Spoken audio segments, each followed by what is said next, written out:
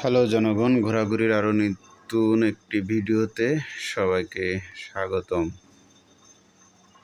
অনেকদিন পরে বাড়ি যাচ্ছি, প্রায় 1 মাস পর। যে রাস্তাটা দেখছেন এটা হচ্ছে কেশবপুর ধুপার মোড় থেকে যে ভান্ডারখোলা রোড, সেটাই মূলত।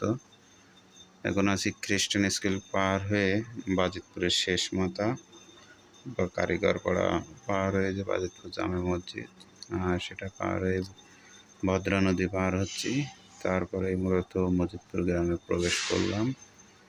মজিদপুরে এখানে একটা আশ্রম আছে বাম পাশে, যেটা এখন ভালোই বড়, বেশ কিছুদিন ধরে তৈরি হচ্ছে, প্রায় হচ্ছে আবার হচ্ছে, এরকম চলমান। এরপরে এটাকে মূলত মজিদপুর পূর্বপাড়ার বলে, আবার হিন্দুপাড়া বলে, কারণ এখানে দুই পাশেই হিন্দুদের বাড়িঘর দেওয়া, এই জন্য। আর আশ্রমকে কেন্দ্র করে এখানে একটা স্পিড ব্রেকার দেওয়া হয়েছে, এই জন্য একটা কঠিন ঝাঁকি খেলাম। এটাই সেই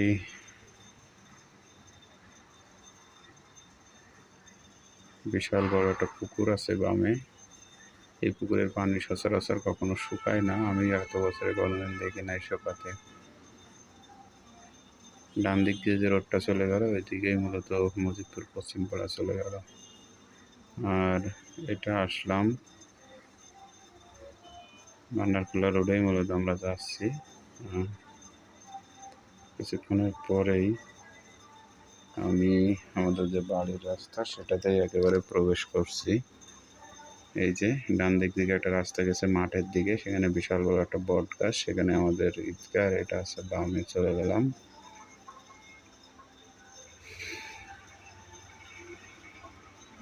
এটাই মূলত এখানে।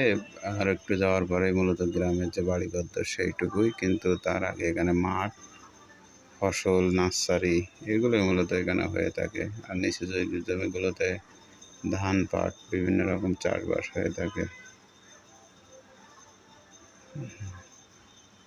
রাস্তাটা মোটামুটি এখনো ভালো আছে, অনেক আগেই তৈরি করা বা পিচ দেওয়া।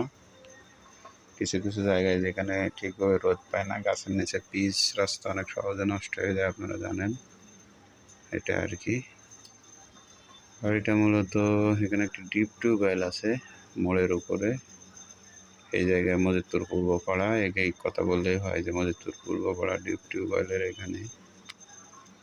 এই তো চলে আসছি।